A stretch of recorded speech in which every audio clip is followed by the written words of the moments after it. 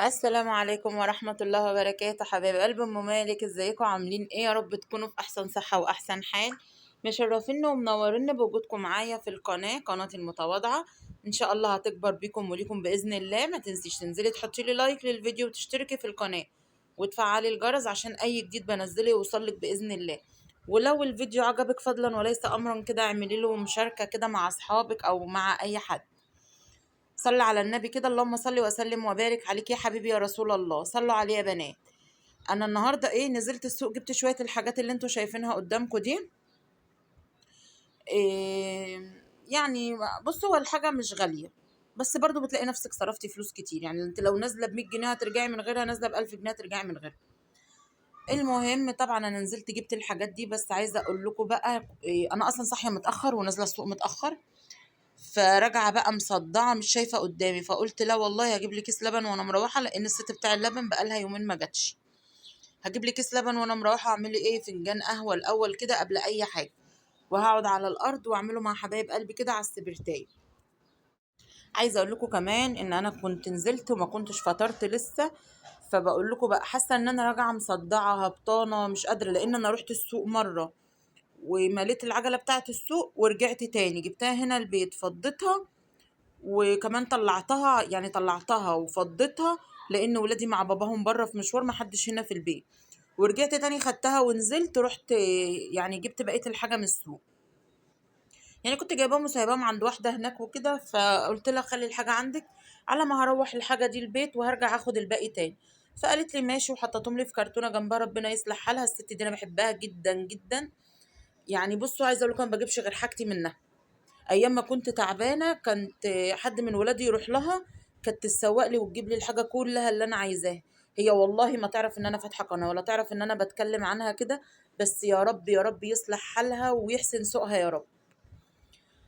المهم بقى خلاص ظبطت فنجان القهوه، ومش فنجان، انا عامله لي كوبايه حلوه كده كبيره. امال يعني انا ارجع من الصداع ده كله واشرب فنجان صغنن؟ ما ينفعش طبعا. هركنها بقى في جنب كده، هحط بقى اللي بقول لكم. بصوا السبرتايه، بصوا ماسكه دماغي مش قادره والله من الصداع. اهو اتحطيت بقى السبرتايه الكنكه بقلبها كويس. طبعا كنكه السبرتايه انتوا عارفينها، اللي هي النحاس الصغننه دي، مش هتسد.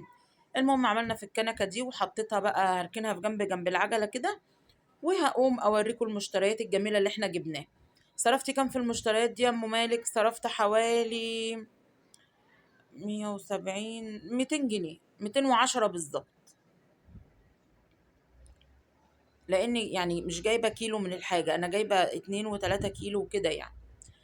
يلا بقى بينا على ما فنجان القهوة يعمل نشوف ايه المشتريات الجميلة اللي جبتها لنا يا ام مالك. يلا بينا. بصوا بقى، مش قادرة اقف حتى، بمشي على رجلي وانا قاعدة كده، سامحوني بقى. سمي الله ونصلي على رسول الله. اللهم صل وسلم وبارك عليك يا حبيبي يا رسول الله. واذكروا الله، الا بذكر الله تطمئن القلوب، لا اله الا الله. اذكري الله كده وصلي على النبي ويلا بينا. جبت طبعا ملوخية. الملوخية ال2 كيلو ب10. بصوا يا فلاحي بقى، ومن القصيرة اللي هي بتبقى مسكرة كده في الأكل. جبت 2 كيلو ب10 جنيه. جبت كمان 2 كيلو كوسة. الكوسة برضو الكيلو ب5. جبت 2 كيلو ب10. بصوا أنا هعملها محشي، هطبخها هي وظروفها معايا. عملتها محشي، هقسم الكوسية 2 وهقور وهشتغل عادي يعني. بصوا مش هقف على حاجة. ما لقيتش صغيرة عادي جبت الكبيرة وهعملها برضو. والبتنجان نفس الوضع اهو. برضو البتنجان كبير بس رفيع وحلو وبلدي. هقوم جاية قاسمة البتنجانة 2 واحشيها، هتبقى هي الصغيرة برضو. مش عايزين نقف على حاجة، الدنيا تمشي كده. الحياة غلا، والحاجة اللي موجودة قدامك بس تكون نظيفة وكويسة هاتيها. لكن ما تروحيش تجيبي مثلا شروة الحاجة بايظة تجيبي نصها وترميه، لا اوعي تعملي كده. طبعا انا اسفة على الصوت اللي بره، لان انا قاعدة جنب البلكونة وبسجل. جبت خيار كيلو ونص ب5. والجزر برضو جبته كيلو ونص ب5.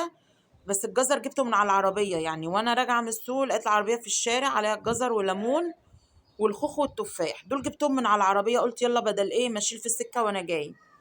ليمون كيلو الا ربع ب5 جنيه اهو. بتاخرها بس عشان اعرف اقرب من الحاجة. جبت الليمون كيلو الا ربع ب5. وجبت طماطم. الطماطم دي انا جبت 3 كيلو 4 كيلو ونص ب30 جنيه. يعني كيلو ونص على 10. عايزة اقول لكم ان العربية عدت الكيلو ب5 جنيه، فجبت منها برضو 3 كيلو. عشان اصلصهم كلهم واعينهم بقى. وجبت بطاطس الكبيرة جبت الخمسة ب20، والصغيرة دي جبت الخمسة ب15. جبت ايه كمان، جبت فلفل عشان المحشي برضو اهو، كيلو الا ربع ب5 جنيه. في عندها الاتنين ب10 بس ما كانش ينفع للمحشي. جبت كمان الكرنب ده، الكرنباية عاملة 5 جنيه. بس ما شاء الله الكرنباية يعني كبيرة وحلوة كده، مش صغيرة. يعني انا هعمل واحدة والباقي هخزنه وعينه في الفريزر. جبت طبعا البامية، انتوا عارفين انا مش بحب البامية طالما هطبخها. البامية طبعا طالما انا هطبخها بجيبها اللي هي الوسط دي او اللي هي الكبيرة شوية. لو هخزنها بجيبها اللي هي الزيرو الصغيرة. بصوا مش عايزة انسى طبعا فنجان القهوة ده، هو اللي هيظبط لي دماغي طول اليوم. بقلبها كده تقليبة وبرده دماغي معاه. كمان جبت خوخ، زي ما انتوا شايفين ما شاء الله عليه، كيلو وربع ب10. جبت اداني الاتنين ب15، 2 كيلو ب15. والتفاح برضو كان بيقولي ب15، اداني الاتنين ب25 اهو. تفاح طبعا مالي السوق، والفاكهة ما شاء الله كتير في السوق وجميلة. جبت مشمش كيلو ونص ب15 اهو، ما شاء الله برضو جميل. جبت كمان برقوق، البرقوق الكيلو ب15. جبت وزنت لي كيلو وربع ب15. الظاهر عشان انا مش بفاصل فهم بيفصلوا لي منهم لنفسهم كده، بيدوني بالاسعار يعني، عشان انا مش بفاصل. المهم طبعا جبت بقى الحاجات دي كده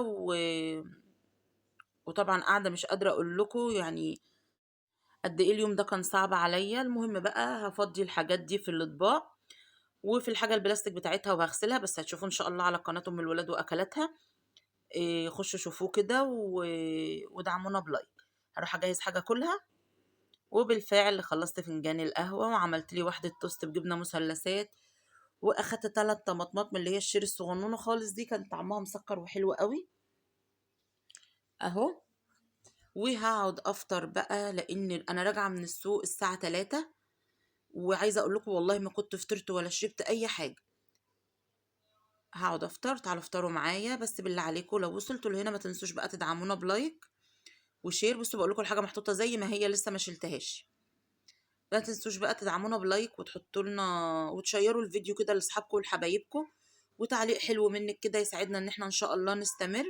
بحبكم كلكم في الله، والسلام عليكم ورحمة الله وبركاته.